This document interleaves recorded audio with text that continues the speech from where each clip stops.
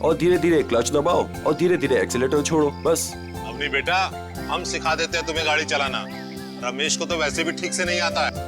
अरे काका, आप साइकिल चलाना तो ठीक से जानते नहीं है, गाड़ी क्या चलाएंगे? हाँ काका, आप ही सिखा दीजिए तो अच्छा है। ये तो सारा दिन फोन पे लगे रहते, मेरी तरफ ध्यान भी नहीं देते। अच्छा, एक काम करो, गाड़ी को रिवर्स गियर में लो। हाँ, हेलो,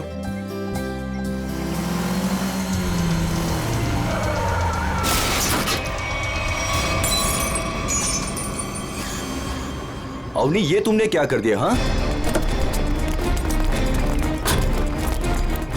बदबू कहाँ से आ रही है? इसके अंदर लाश कहाँ से आ गई? अरे इसमें से बदबू भी कितनी आ रही है? हे भगवान, इन्होंने तो लाश देख ली।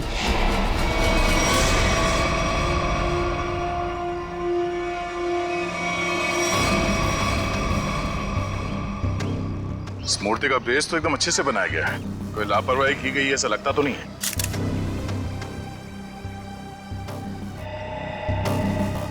अगर इस मूर्ति में इसको रखा क्यों होगा? और वो भी ऐसे चहल पहल वाली कॉलोनी के बीच में रखी गई मूर्ति, वो भी ऐसे कॉलोनी के बीचों बीच जहाँ पे इतनी चहल पहल है। चल देखते हैं। आप लोग प्लीज इन बच्चों को अंदर घर भेज दीजिएगा, ये सब देखना सुनना इनके लिए अच्छा नहीं, प्लीज। बच्चों, घर जाके खेलो, जाओ। माँ, आजोबा की मूर्ति में क्या था और उससे इतनी बदबू क्यों आ रही थी? घर आके बताती हूँ। बच्चों, मम्मी की बात सुनना चाहिए। हाँ, जाओ घर के अंदर जाओ। आपके बच्चे ने कहा कि ये मूर्ति उनके दादाजी की? जी, मेरे पिताजी की मूर्ति थी। सुमित प्रकाश नाम था उनका। उनकी मूर्ति क्यों बनवाई थी? मेरे पति एक इंजीनियर और साइंटिस्ट थे। सूखे इलाकों के लिए उन्होंने एक नई सिंचाई पद्धति का आविष्कार किया था। इसी से खुश होकर गवर्नमेंट ने उन्हें ये जमीन दान में दी थी। और सुमित जी इतने महान थे कि उन्होंने वो जमीन कॉलोनी को दान कर दी थी, और हमने उसी जमीन पर ये बच्चों के लिए ये पार्क बनवा दिया। इसीलिए हमने उनके सम्मान में इस पार्क में उनकी मूर्ति लगवाई। देखिए, ऐसा लगता है कि किसी ने हाल में इस लाश को मूर्ति में छिपाया है। हाँ, कुछ महीनों पहले। आप लोग बता सकते हैं कि मूर्ति यहाँ कब लगाई गई थी? क्योंकि शायद लाश को उसी वक्त अंदर रखा गया था। ये क्या कह रहे हैं सर? ऐसा हो ही नहीं सकता। सुमित जी जिस साल गुजर गए उसी साल ये मूर्ति वहां लगवाई गई थी। कम से कम 39 साल हो गए। 39 साल पहले?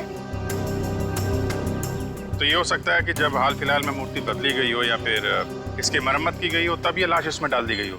जी नहीं, जब से ये मूर्ति लगवाई गई है तब से ना इसकी मरम्मत हुई है और ना इसे बदला गया। ऐसे कैसे हो सकता है? कुछ महीनों पहले मरे हुए आदमी की लाश इतनी पुरानी मूर्ति के अंदर कैसे हो सकता है? शायद ऐसा हुआ हो कि रात के अंधेरे में ये काम हुआ हो और आप लोगों को पता नहीं चला। पूर्वी, जरा वॉचमैन से पता करना। सर, इस कॉलोनी में करीब 200 फैमिलीज रहती है। अगर किसी ने रात को पुतला बदला होता, किसी ने तो देखा होता, लेकिन यहाँ तो किसी ने कुछ देखा ही नहीं। सर, यहाँ पर 2 वॉचमैन हैं, एक दिन में ड्यूटी करता है और एक रात में, और दोनों का ही कहना है कि किसी ने भी मरम्मत का काम होते हुए नहीं देखा। 39 साल पहले ब्रॉन्ज की मूर्ति खड़ी की गई हो, तब से लेकर आज तक ना किसी ने उसकी मरम्मत की, ना उस मूर्ति को बदल दिया। हाँ सर, 1976 की बात है सर। हाँ, और आज उस ब्रॉन्ज के पुतले के अंदर मिलती है एक लाश, और कॉलोनी के 40 लोग कहते हैं कि उन्होंने कुछ देखा तक नहीं। कैसे हो सकता है? मूर्ति के अंदर लाश? 2 ही तरीके आते हैं मेरे दिमाग में। एक, या तो पुरानी मूर्ति के अंदर लाश रखी, या फिर नई मूर्ति बनाकर उसके अंदर लाश डालकर उस नई मूर्ति को पुरानी मूर्ति की जगह रखी गई और पुरानी मूर्ति गायब कर दी गई होगी। सर, लेकिन ब्रॉन्ज की नई मूर्ति बनाने के लिए तो कई दौर से गुजरना पड़ा हो। पहले तो उसने प्लास्टर ऑफ पेरिस का ढांचा तैयार किया होगा, फिर उस ढांचे से उसने नया सांचा तैयार किया होगा, और फिर कम से कम 1200 डिग्री सेल्सियस पे उसने उस ब्रॉन्ज को पिघलाकर उसमें डाला होगा, और फिर उसके टुकड़े किए होंगे। टुकड़ों को फिर वेल्डिंग करके जोड़ा गया होगा, फिर मूर्ति तैयार होगी तो उसे खड़ा कर दिया गया होगा। ये कुछ चुटकी भर में थोड़ी होता है। बहुत टाइम लगा होगा, बहुत टाइम लगा होगा। और सर लाश को मूर्ति में रखा गया होगा, मूर्ति को कॉलोनी में लाया गया होगा और फिर पुरानी मूर्ति की जगह रखा गया होगा। पूर्वी, इतनी बड़ी मूर्ति कोई गोदी में उठाकर तो नहीं ला सकता। उसे लाने के लिए ट्रक या फिर कोई बड़ी गाड़ी लाई होगी। उसके साथ साथ उसे खड़े करने के लिए क्रेन लाया गया होगा। इतना सब अगर हुआ है, फिर भी कॉलोनी के लोग कहते हैं कि उन्हें कुछ मालूम नहीं, ऐसा कुछ हुआ ही नहीं। सर फिर तो पहला वाला तरीका इस्तेमाल किया गया होगा सर। बॉडी को कॉलोनी में लाया गया होगा और फिर मूर्ति में रख दिया गया होगा।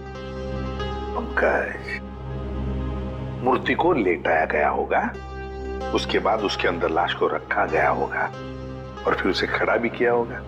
कैसे हो सकता है, कैसे हो सकता है ये? सर इतना अजीब तरीका लाश को ठिकाने लगाने का, खूनी को ये सब करने की जरूरत क्या थी? वही तो, इतनी तकलीफ क्यों? लाश को ब्रॉन्ज की मूर्ति के अंदर ही क्यों? कोई ना कोई वजह तो जरूर होगी, पर है कौन ये? है कौन ये? लाश है किसकी? कैसे मरा ये? मरा या मारा गया? इस आदमी की उम्र 45 साल है और इसकी मौत इसके सर पे लगी चोट की वजह है।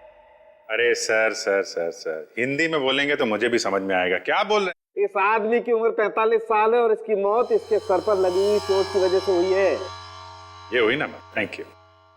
और कुछ और बता सकते हैं? कोई जादू है, चुटकी बजाऊंगा हो जाएगा?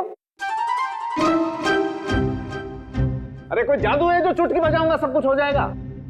मन तो करता है चुटकी बजा दूं, ये आदमी गायब हो जाए। क्या बोले तुम? मतलब मैं कह रहा था साड़ुंके साहब, आप चुटकी बजा दे तो केस सॉल्व हो जाएगा। कितना किया है, ये तो कुछ भी नहीं है। हाँ, लेकिन अभी मेरा चुटकी बजाने का मूड नहीं। ठीक है, तो मैं उधर बजा लेता हूँ चुटकी। किधर चले जाते हो? हाँ देखिए आप, तारिका जी।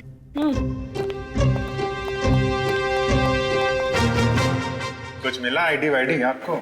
ना आईडी ना वॉलेट, कुछ नहीं।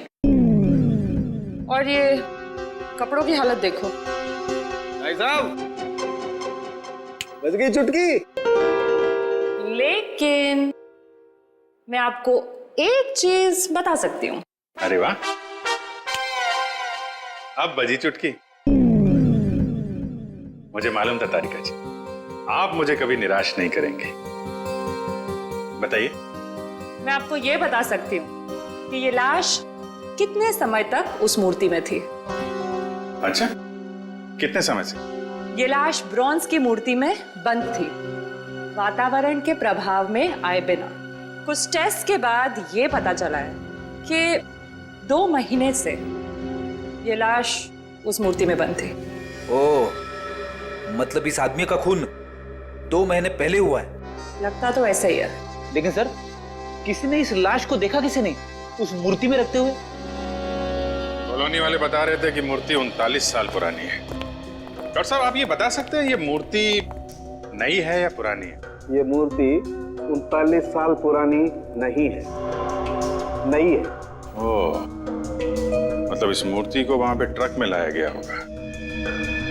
किसी ने ट्रक को देखा कैसे नहीं? मुझे नहीं पता। सालू साहब, किसी ने उस क्रेन को कैसे नहीं देखा जिसके जरिए उस मूर्ति को अपनी जगह पे रखा गया? मुझे नहीं पता। सालू साहब, उस मूर्ति में वेल्डिंग कब और कैसे की गई? मुझे नहीं पता, मुझे नहीं पता, मुझे नहीं पता। ठीक है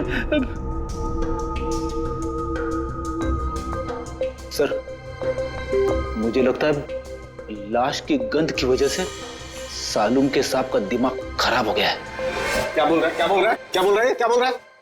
देखो, मुझे परेशान मत करो, मुझे इस लाश का चेहरा भी बनाना है। Don't disturb me. सर, आपसे कोई सवाल नहीं करेंगे, आप चेहरा बनाइए। चलो, एक बार ये पता चल गई कि मूर्ति नई है और किसी ने उसमें लाश रखी है। और कैसे सर? कैसे और कब का पता बाद में लगाएंगे। पहले ये पता लगाना है कि ये नई मूर्ति बनाई किसने।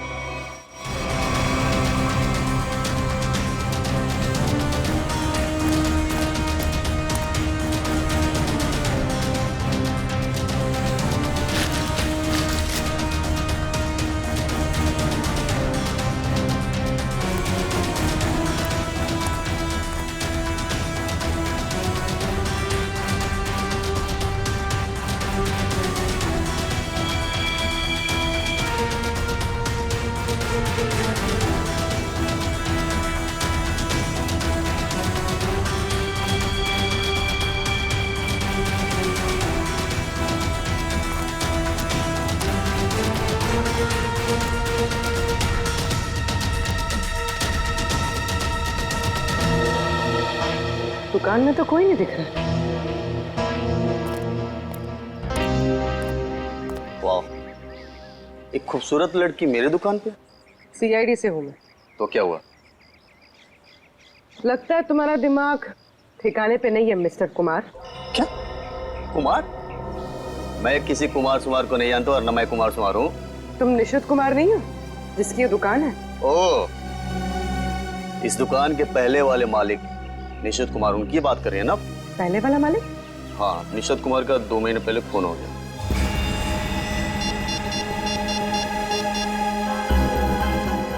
Hello, Abhijit sir.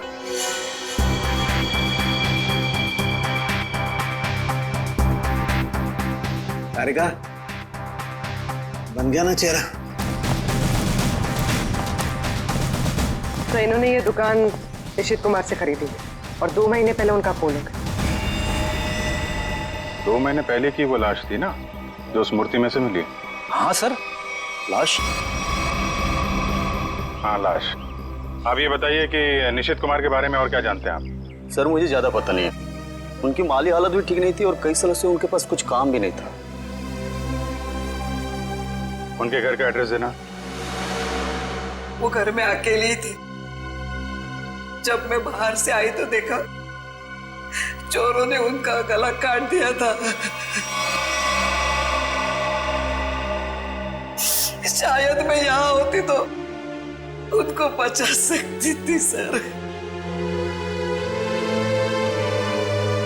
हम आपकी तकलीफ समझ सकते हैं अर्चना जी, पर क्या आप बता सकती हैं कि क्या क्या चोरी हुआ था? कुछ नहीं, चुराने के लिए आई ही क्या घर में? कुछ नहीं था और अब भी नहीं है। आपके पति जो मूर्तियां बनाते थे वो किन के लिए बनाते थे? मेरा मतलब है उनके क्लाइंट्स कौन कौन थे? मुझे पता नहीं, लेकिन उनकी सारी चीजें वो अलमारी में रखते थे। हम वो अलमारी देख सकते हैं? जी। अलमारी देख लो जरा।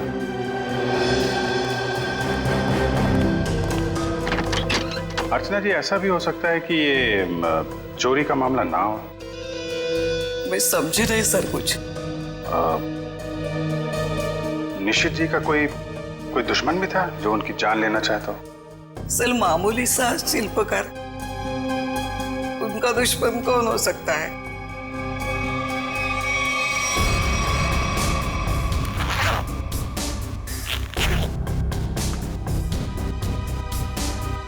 सर,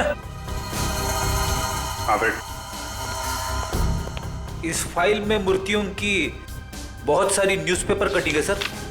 वो जो सारी मूर्ति बनाते थे ना, उसका सारा रिकॉर्ड इसी फाइल में रखते थे। और सर, ये देखिए। तो ये मामला है, सुमित जी की मूर्ति भी इन्होंने बनाई थी 1976 में। अर्चना जी, मूर्ति बनाने वाले अक्सर अपनी बनाई हुई मूर्तियों का एक ढांचा अपने पास रखते हैं कि अगर मूर्ति टूट फूट जाए तो दोबारा बना सके। निशित जी भी ऐसा करते थे क्या? हाँ हाँ, उसके वो सारे ढांचे पिछले बाजू रखते थे। हम वो जगह देखना चाहेंगे।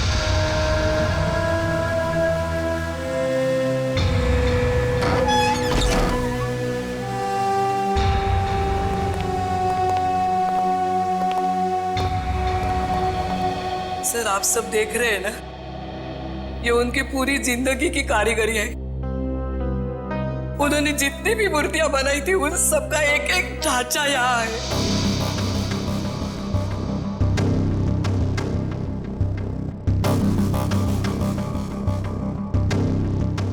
वो वाला नहीं दिख रहा है? कौन सा वाला? वो सुमित जी की जो मूर्ति का ढांचा है। वो उस तरफ होना चाहिए।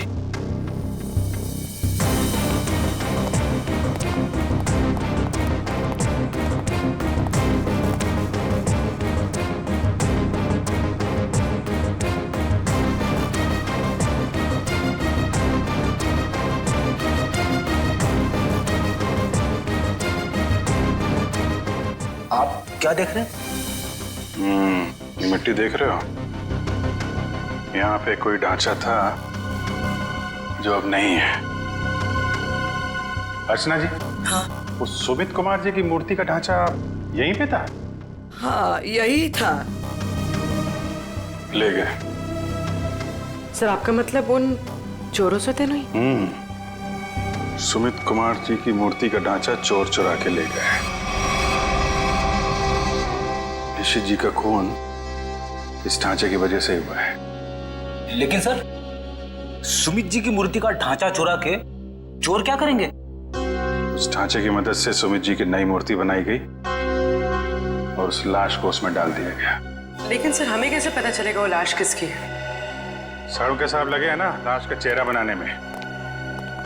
एक बार चेहरा बन जाए सारी कहानी सामने आ जाएगी। हाँ डॉक्टर साहब, बन गया चेहरा?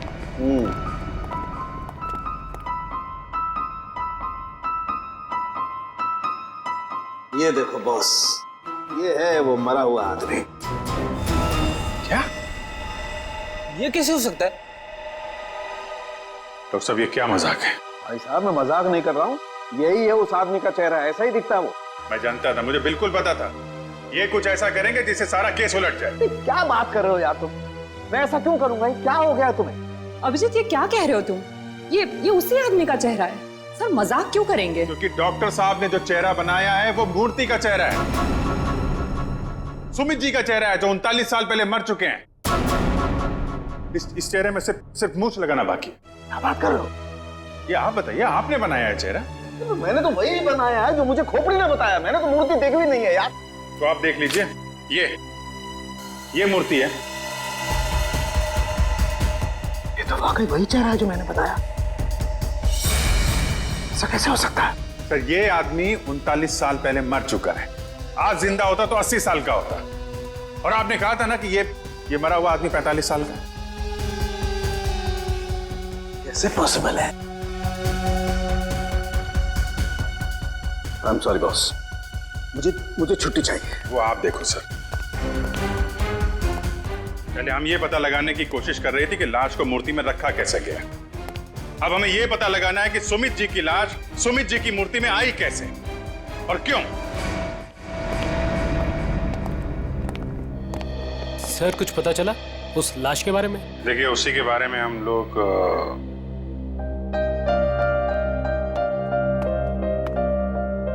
बच्चों, हमें आपकी नानी और मम्मी से कुछ जरूरी बात करनी है। और बातें ऐसी हैं जो आप लोगों को नहीं सुननी चाहिए। तो आप लोग प्लीज अंदर जाइए। क्यों? हम क्यों नहीं सुन सकते? ये बड़ों की बातें हैं, बच्चों का कोई काम नहीं। हमें पता है, हमारे आजोबा की मूर्ति में से लाश मिली है ना। आप उसी के बारे में बात करने आए हो ना? हाँ, और कुछ जरूरी बातें हैं। आप लोग अच्छे बच्चे हो ना? हो ना? प्लीज अंदर जाओ।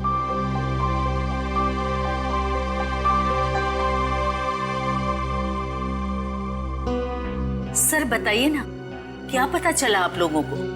एक्चुअली इस केस की जांच को लेकर हम थोड़ी उलझन में हैं और हमें लगता है कि आप सुलझा सकती हैं इस उलझन को। कैसी उलझन? और मैं कैसे सुलझा सकती हूँ? दरअसल ये सब हमारे परिवार वाले जैसे ही हैं। जब से शादी करके आई हूँ इसी कॉलोनी में रह रही हूँ। ये लोग सब कुछ जानते हैं। आपको जो कुछ भी कहना है इनके सामने कह सकते हैं। ठीक है। आपके पति सुमित जी को गुजरे हुए करीब 39 साल हो गए, है ना? लेकिन सुमित जी की मूर्ति में से हमें जो लाश मिली है वो सुमित जी की है।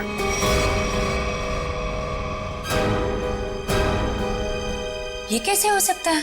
ऐसा ही हुआ है। ये देखिए।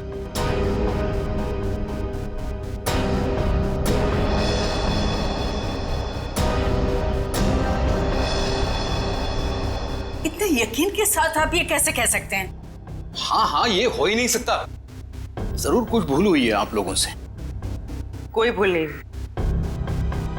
ये एक साइंटिफिक मेथड है जिसमें लाश की खोपड़ी का चेहरा बनाया गया है और यही चेहरा बना है सुमित जी का। लेकिन मेरे पिताजी की लाश कैसे आ सकती है? ये मुमकिन नहीं है। वही तो, लाश की उम्र करीब 45 साल की है। आपके पिताजी जिंदा होते तो 80 साल के ऊपर के होते हैं। अब बात यह है कि 80 साल का आदमी 45 साल का कैसे हो गया? ये मैं कैसे जान सकती हूँ? अब आपको नहीं पता तो हमें कैसे पता होगा? चेहरा तो बिल्कुल आपके पति का ही है। सर, उनकी मौत के बाद उनका अंतिम संस्कार मैंने ही किया था। अगर किसी ने लाश बदल दी हो या कहीं किसी तरह वो जिंदा भी होते तो भी 80 साल का इंसान 45 साल का हो ही नहीं सकता। वही तो, यही बात हमें परेशान कर रही है। अच्छा, आपके परिवार में कोई ऐसा आदमी था जो बिल्कुल सुमित जी से मिलता जुलता हो? नहीं, जब से मैं उन्हें जानती हूँ या जब से मेरी शादी हुई है, मैंने तो ऐसा किसी को नहीं देखा जो उनकी तरह दिख रहा हो। चूंकि उस मरे हुए आदमी का चेहरा हूबहू आपके पति से मिलता जुलता है और उन दोनों में कोई संबंध है या नहीं, ये जानने के लिए मालती जी हमें आपकी थोड़ी मदद चाहिए। कैसी मदद? अगर आपको बुरा ना लगे तो हमें आपका डीएनए उस मरे हुए आदमी से मिला के देखना होगा। यही एक तरीका है सच्चाई को जानने का।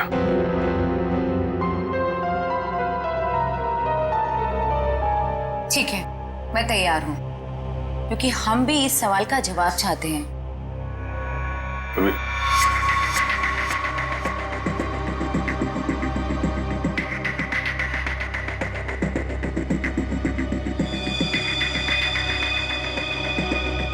Thank you.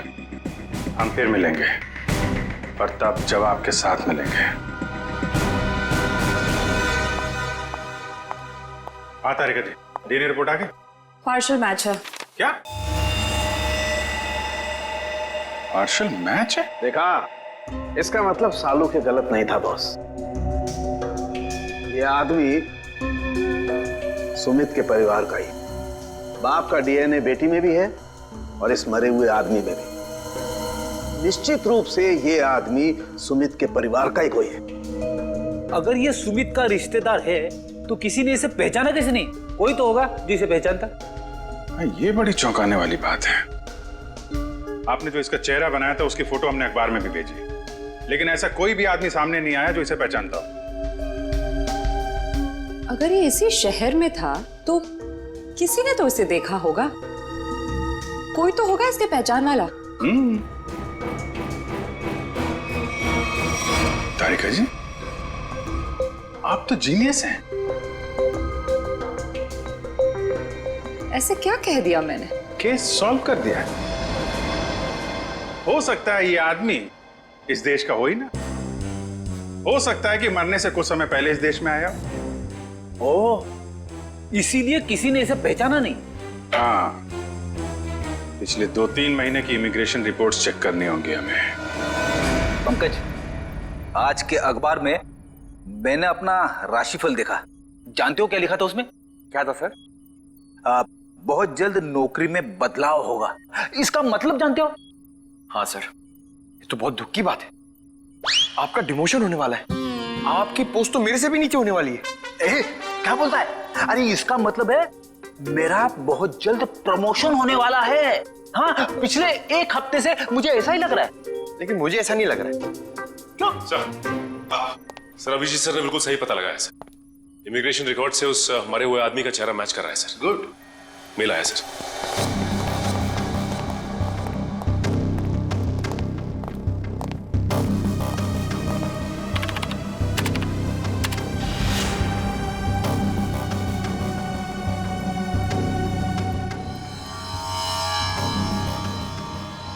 सचिन, ये तो बिल्कुल सुमित जैसे ही दिखता है। इसका नाम ब्रेंडन है, उम्र 45 साल और 2 महीने पहले यूके से आया था सर। मतलब आते ही मौत हो गई उसकी। सर, इसका नाम तो अंग्रेजों जैसा है पर लगता है इंडियन है। इस ब्रेंडन का घर का पता, फोन नंबर कुछ है? हाँ सर, जरूर। पूर्वी, इस नंबर पे फोन करो, घर का ही फोन नंबर होगा ही। उसके माता पिता से बात करो, मगर सावधानी से। शायद उन बेचारों को पता भी नहीं होगा ब्रेंडन के साथ क्या हुआ है। और देखो बातचीत में कुछ पता चलता है क्या इस ब्रेंडन के बारे में। सर। हाँ सर, मैं सीआईडी छोड़ रहा हूं, अब और बर्दाश्त नहीं होता, मैं पागल हो जाऊंगा। क्यों, ऐसा क्या हो गया? इस केस में बहुत कंफ्यूजन है, और सबसे बड़ी बात तो यह है कि वह आदमी अंग्रेज निकला। मेरा दिमाग फट जाएगा सर। मैं भी छुट्टी पे जा रहा हूं सालू के साथ के साथ। अभी जाओ, अभी जाओ, इसी वक्त बोरिया भी सरा बांधो, निकल जाओ सीआईडी से, जाओ। और कुछ समय बिताओ अपनी बीवी के साथ, शायद कुछ अकल आ जाएगी, जाओ। सर, आपका राशिफल तो सही निकला। नौकरी में बदलाव, मतलब आपका रेजिग्नेशन, इस्तीफा।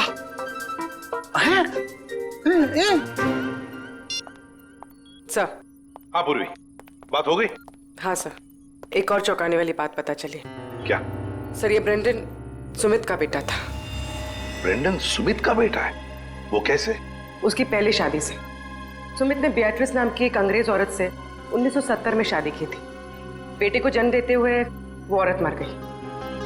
बीवी की मौत के बाद उसका दिल टूट गया और वो अपने इस बेटे को लेकर इंडिया वापस आना चाहता था, लेकिन उसकी बीवी के घर वालों ने बच्चे को आने नहीं दिया। इसलिए बच्चे को नाना नानी के पास छोड़कर वो इंडिया आ गया।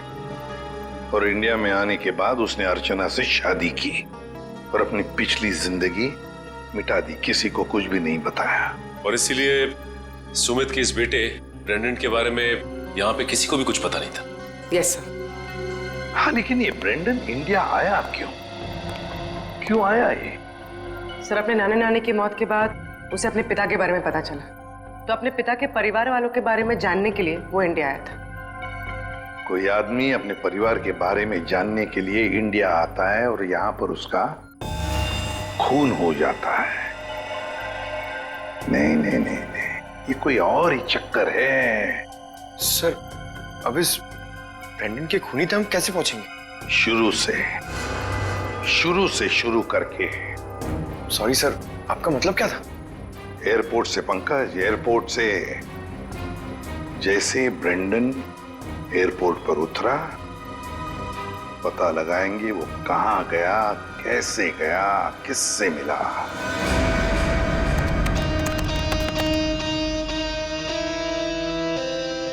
सर, ये फुटेज एयरपोर्ट के अराइवल गेट की है सर, जब ब्रेंडन इमिग्रेशन से बाहर निकल चुका था। सर, ये रहा ब्रेंडन, ये कैप वाला आदमी ब्रेंडन से मिलने आया? कैप की वजह से उसका चेहरा ठीक से दिख नहीं रहा है। जरा जूम करो उसमें।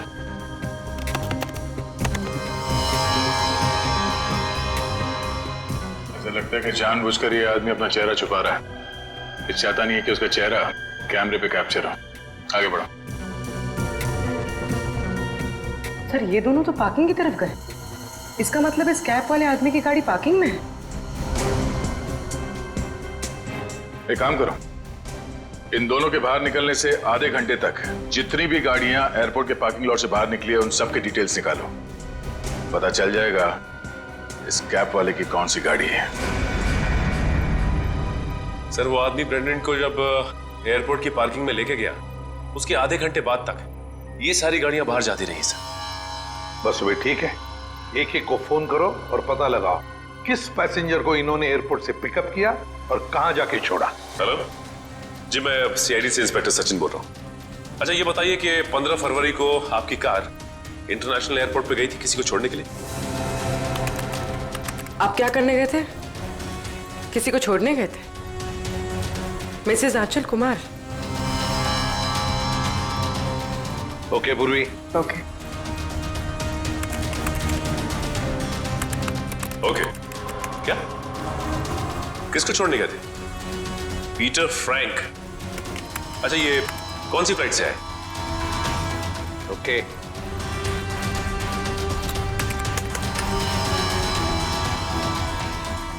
मिस्टर डिसिल्वा,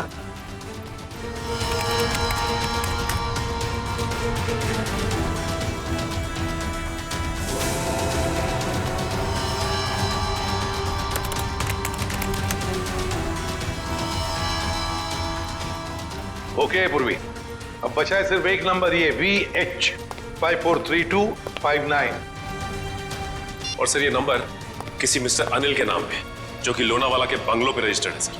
लेकिन ये आदमी फोन नहीं उठा रहा है सर। फोन नहीं उठा रहा है? लगता है ये अनिल ही पिकअप करने आया था ब्रेंडन को एयरपोर्ट पर।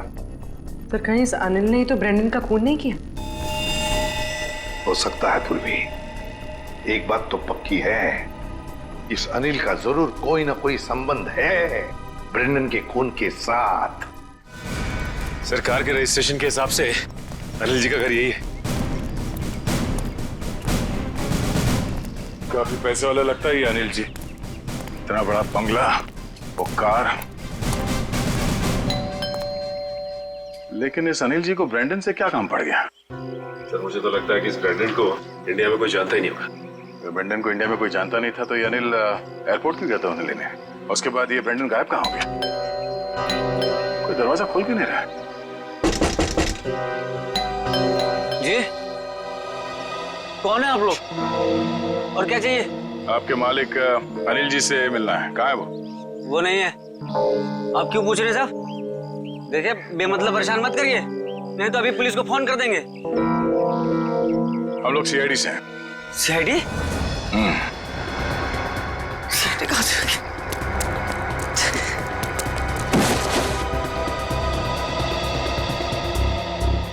अब ये हमारे किसी काम का नहीं है। लगता है अनिल जी उसी तरफ है जिस तरफ ये भाग रहा है। चलो देखते हैं। हट, हट।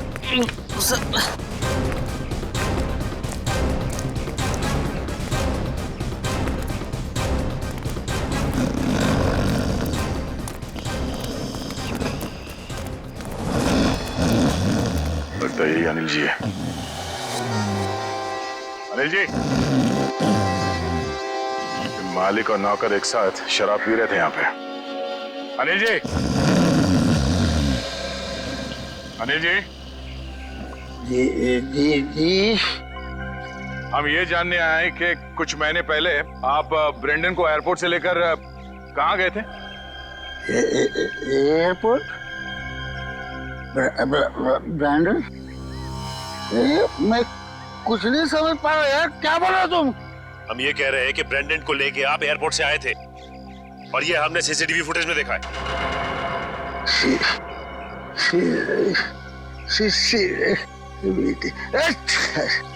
अनिल जी, आपकी कार कौन सी है?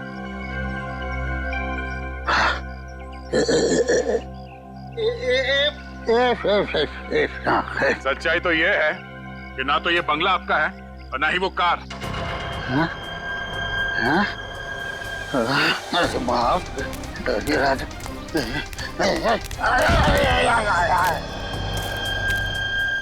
अब सच बताओ। सर मैं कुछ नहीं जानता सर मैं तो एक मामूली सा वॉचमैन हूँ सर। वॉचमैन, ये मेरा मालिक है ना, मालिक, उसने अपना बंगला और कार मेरे नाम पर कर दिया सर। ये मेरा कुछ भी नहीं है सर। तो फिर किसका है? सर मैं कैसे बोलूं सर, मेरी जान चली जाएगी सर। देखो तुम चिंता मत करो, कुछ नहीं होगा तुम्हें। सिर्फ ये बताओ किसने कहा था तुम्हें ये सब करने के लिए? क्या बात है, आप लोगों ने हमें यहाँ क्यों बुलाया? कुछ पता चला क्या? हाँ, एक चौंकाने वाली कहानी। ये कहानी हम आप लोगों को भी सुनाते हैं। इस कहानी को हम वहां से शुरू करते हैं जब सुमित जी को सरकार ने जमीन दान दिया था। उस जमीन में सिर्फ एक छोटा सा गार्डन नहीं था, बल्कि वो जमीन भी था जिसपे आज मॉल बना हुआ है आपके कॉलोनी के पीछे। लेकिन इस बात का पता हमें क्यों नहीं चला? क्योंकि आप लोगों से पहले कुछ और लोगों को पता चल गया। उन्हें यह भी पता चल गया कि सुमित जी अपनी पूरी जमीन को बच्चों के पार्क के लिए दान करना चाहते हैं, और ये बात उन्हें अच्छा नहीं लगा। उन्होंने सुमित जी को रोकना चाहा। जब सुमित जी नहीं माने तो उनका खून कर दिया। क्या? जी हाँ, सुमित जी का एक्सीडेंट कोई एक्सीडेंट नहीं था। इसकी प्लानिंग की थी उन लोगों ने, और उन लोगों ने जमीन का एक छोटा सा हिस्सा आपके कॉलोनी को दिया और बाकी बिल्डर्स को बेच दिए। वो मॉल जहाँ पे खड़ा है वो जमीन। बिल्डर से मिले पैसे से ऐश कर रहे हैं वो लोग। उनके पास देश विदेश में बहुत सारे घर हैं, बंगलो हैं, ढेर सारी गाड़ियां हैं, और ये बात किसी को नहीं पता, उनके दोस्तों और परिवार वालों को भी नहीं। और सुमित जी का बेटा ब्रेंडन जब अपने परिवार वालों से मिलने इंडिया आया तो उसे भी मार दिया गया। क्यों, ये हमें मालूम नहीं। और फिर बेटे की लाश को पिता के मूर्ति में छुपा दिया। अब ये कैसे किया है, ये हम जानना चाहते हैं। लेकिन वो कौन लोग हैं? यही हैं वो लोग। सच तो ये इसी कॉलोनी में रह रहे हैं, धोखे और खून से कमाए हुए पैसों पर ऐश कर रहे हैं, लेकिन हम उन्हें जानते हैं।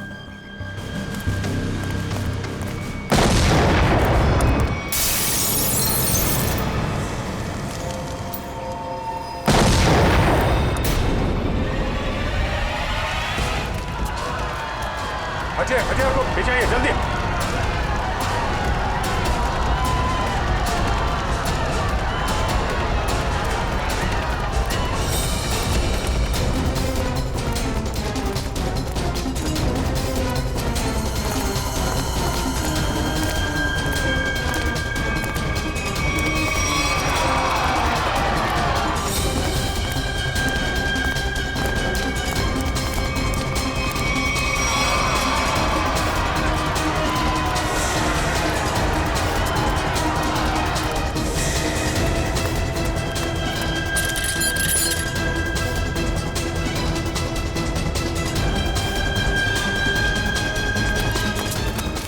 आनंद, आनंद संभालना यार। अरे अरे क्या हो रहा है ये?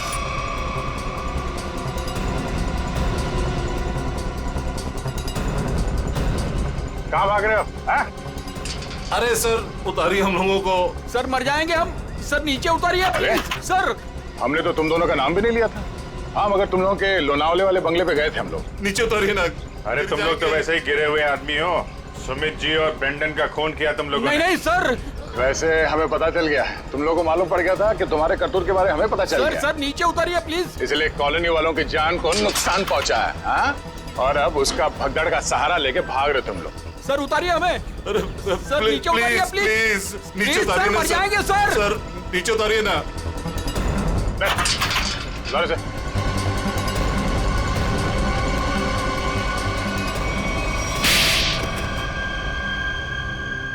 लेकिन वो तो आपके दोस्त थे, फिर आपने उनको क्यों मार दिया? क्योंकि इनके लिए पैसा दोस्ती से ज्यादा मायने रखता है। लेकिन ब्रेंडन को क्यों मारा? सर एक्चुअली हम उसे मारना नहीं चाहते थे। हम उसे एयरपोर्ट से सीधा हमारे खाली पड़े हुए फ्लैट पे लेके गए।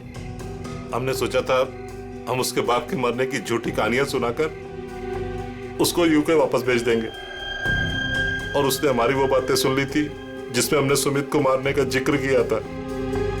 इसके लिए उसको मारा सर। लेकिन उसकी लाश मूर्ति में क्यों छुपाई? हम नहीं चाहते थे कि उसकी लाश किसी भी हालत में सीआईडी को मिले। अगर हम उसे जलाते, दफनाते या किसी तालाब झील में उसकी लाश छोड़ देते तो एक न एक दिन तो लाश मिल ही जाती ना। फिर तो हम पकड़े जाते। इसलिए हमने उसकी लाश सुमित की मूर्ति के अंदर डाल दी थी ताकि कोई ढूंढ ना सके। इसीलिए तुम लोगों ने निशित को मार दिया और उसके गोडाउन से सुमित जी के पुतले का ढांचा को चुरा लिया और नई मूर्ति बनाई। हाँ? लेकिन तुम लोगों ने मूर्ति जब बदली तो कॉलोनी वालों को कैसे नहीं पता चला? वो सर, हमने एक दिन पूरे कॉलोनी वालों को रात के खाने की दावत दी थी और हमने उनके खाने में नींद की गोलियां डालती थी। अच्छा, जब सारी कॉलोनी सो गई तो पुरानी मूर्ति की जगह नई मूर्ति रख दी।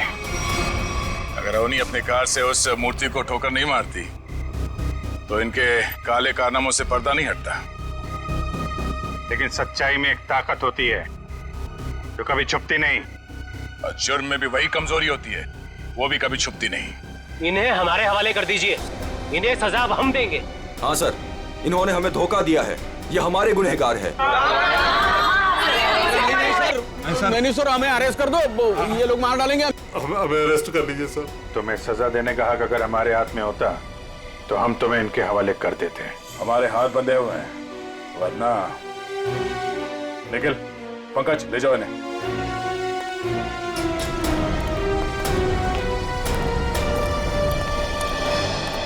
बेटा, आप लोगों का बहुत बहुत शुक्रिया कि आप लोगों ने ये गुत्थी सुलझाई और छिपे हुए गुनहगारों को पकड़ लिया। ये तो हमारा फर्ज था, लेकिन हम पूरी कोशिश करेंगे कि मॉल की जमीन भी कॉलोनी को वापस मिल जाए। आपके पति का जो सपना था वो पूरा होके ही रहेगा। खुश रहो बेटा, खुश रहो।